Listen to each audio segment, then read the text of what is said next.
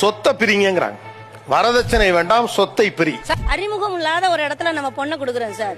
ஒருவேளை அங்க நாளைக்கு ஒரு குழந்தை விட்டியா ஒரு தங்கச்சி அக்காவுக்கு பிரச்சனையாச்சுன்னா அன்னைக்கு நம்ம கொடுத்துட்டு நம்ம கேஸ போட்டு வாங்கிட்டு இருக்க முடியாது சார். எல்லா பெண்கள்கிட்டையும் அப்பா அம்மாலாம் கொஞ்சம் இறந்த உடனே எனக்கு இந்த சொத்துல பங்கு இல்லைன்னு எழுதி வாங்குறது தான் இது வரைக்கும் நடந்திருக்கு பெரும்பாலும். இல்லாட்டி சண்டை ஆகி சங்கடமாயிரும். நீங்க எழுதி கொடுத்தீங்களா இல்லையா? உங்க அண்ணங்களுக்கு எல்லாம் கையெழுத்து போட்டு கொடுத்தீங்களா இல்லையா?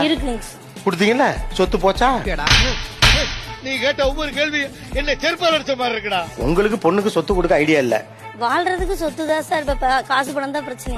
ஆமா, வாழ்றதுக்கு காசு பணம் தான் முக்கியம். அதுக்கு மீறி ஒரு அதெல்லாம் ஒண்ணு இல்ல. நான் தான் சொல்றேனே, இதுக்கு அப்படியே நான் பயந்து வாழ்க்கை என்பது அப்பெல்லாம் சொல்லி நினைச்சீங்களா? ஏன் பெண்கள் சொத்தை பத்தி பேசுற போது காசு தான் முக்கியமா எல்லாம் பேசுறீங்க? காசு தான் முக்கியம்.